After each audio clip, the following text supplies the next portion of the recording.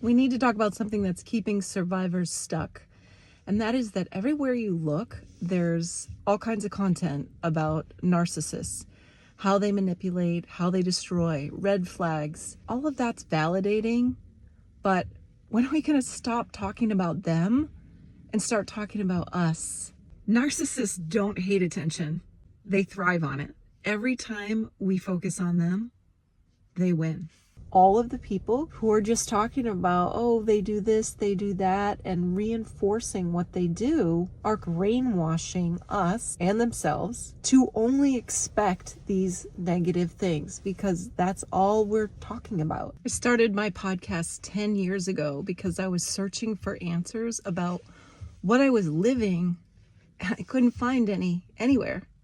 And so I decided to change that. So here's what I want from you. I want to hear your wins. Big or small, doesn't matter. I want to start a movement where we stop obsessing over the abuse and we start celebrating our wins every time we take our power back. So I want you to leave me a voice message, a message, whatever works, and it can be anonymous, but share your story. And your story is going to be heard by another woman, and she's going to know she's not alone. I started my podcast about 10 years ago after I left a toxic relationship, and I was listening to a ton of podcasts and had been for many years because I was listening to podcasts before podcasts were actually popular. And I was listening to Entrepreneur on Fire and then some of these other podcasts, but I was searching and searching for content around what I was experiencing, and I really couldn't find it. I think I found one or two where there was some mention of emotional abuse or control. And then I found Patricia Evans in her group, and she talked about verbal abuse, and she has some really good books. She's one of the first people I ever interviewed. But just starting the podcast, starting to find answers and saying, there's really not a lot of answers out there. So maybe I need to create a podcast. And to be fair, my background was broadcasting. My degree is in film and new media. I did work for public television, but I wasn't a reporter or anything like that. I was just creating websites and games. And, I was like, why not educate? Why not find some answers? Why not do this with my audience? And so I started looking for people in that group, the Patricia Evans group. We started our own little group outside of hers, and we're still kind of connected through that group. We don't use it a lot, but we all were in the same boat, and it was like, whoa, these people are playing by the same playbook. They literally are saying the same thing. So it could be somebody in Texas, somebody who's in California, and we're trading notes, and it's literally like we are with the same person based on some of the things that we experienced. And that was really confusing, surprising, and somebody who podcast said something like, is there some playbook that they follow? And I think Lundy Bancroft has mentioned that. I have a couple of interviews with Lundy where he's like, yeah, that's what we find out when we start trading notes, that there is some trading notes going on, but some of it is just instinctual. It's really fascinating. I started that podcast, and what I quickly saw was that it was easy to get really dark. What I feel right now and what I felt for many years is that I started a second podcast for mom entrepreneurs because I needed something lighter. But when you get a collection of people together who are experiencing the same thing, the energy of talking to people who are going through toxic abuse, narcissistic abuse, emotional abuse, financial abuse, coercive control, physical abuse, all those things, is obviously it's really dark. There's a negativity bias you're gonna be looking for.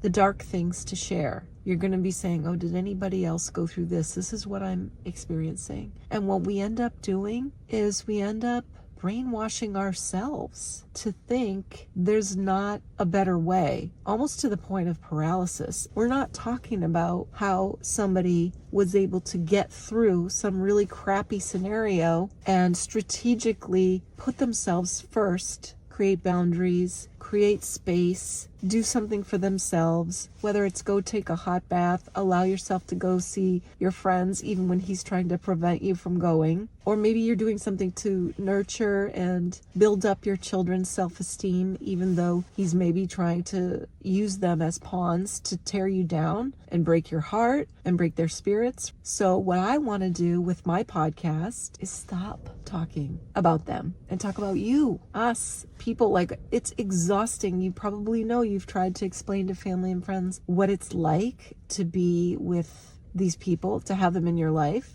Even though especially if you've left already, they're like, oh, you got out, you're good. No, there's something called post-separation abuse. And that continues. It's endless, and it takes on a life of its own, and it's insidious, and it's designed to isolate you, to chip away at you and or your children, your family members, your people who you're connected to, disconnect you from them, isolate you so that you don't have anything left. No friends, no family, no supports, and you have zero self-esteem.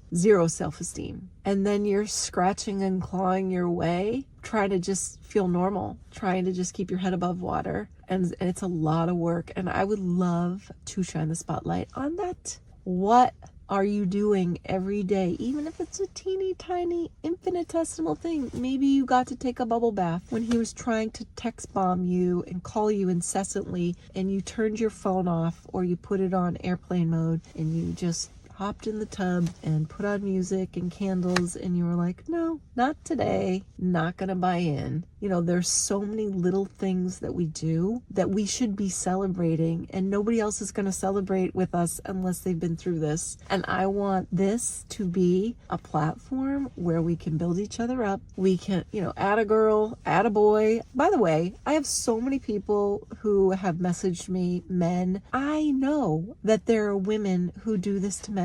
There are way more women who are dealing with this than men who are dealing with it as victims. But that doesn't mean that I don't think there aren't men who have to deal with women who are just plain exhausting and doing the same stuff that I'm talking about. It happens. And so my platform has mainly been for women. I just want to acknowledge that because it's heartbreaking. I see what they go through. I know that this exists. So I just have to say that, but I'm going to move on and say, I want to create a community where we can share here. So, maybe you don't feel comfortable sharing like what that small or large win was, whether it was something in court, something, related to your kids or timing or boundaries, or something you said that empowered you, something you did, whatever, something you just did for yourself to build yourself up instead of being chipped away and allowing it to happen. So if you wanted to share something like that with other people, even if it's something that happened 5-10 years ago, let's hear it. Let's hear what you did. You don't even have to use your real name. You can message me directly through my podcast. We'll put this up on the podcast too. It's theaudaciouslife.com. There's a speak pipe. That's where you can click a button and send me a voice message. You can change your name. You can ask me to change your voice. If you want to just send me an email and say this is what happened, and I will shout you out. Even if your name's different, if you hear it, other people are going to hear what you did, and it's going to validate their experience, because what I see is that nobody understands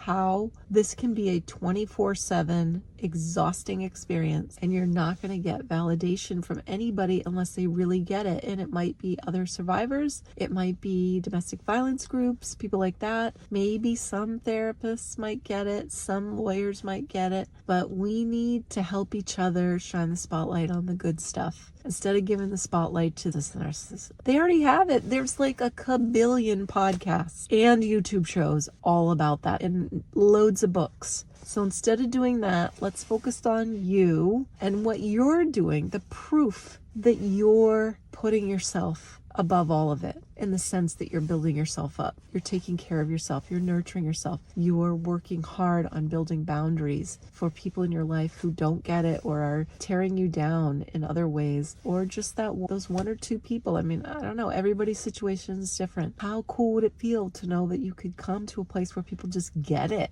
They're not going to be asking you questions like, did you try this? Did you try that? Things that you would try with a reasonable person that obviously don't work. So yeah, that's what I'm going to do. I'm going to start shifting shifting to shining the spotlight on wins. I'm going to have people on for interviews as well. Experts, therapists, coaches, whatever, authors, where they're focused on the healing part, not the scary, hey, here are all the red flags. Watch out. This is going to happen. If you did that, they're going to do this. We already know. And that's literally, we are brainwashing ourselves to be in fear all of the time, to be in this hypervigilant mode, expecting the worst. And I know this because I belong to some groups where I go in and all I see are negative posts about scary, very real things. And, there's a reason to post those things in some of those groups. But when that's all we see, of course we're going to be expecting the worst.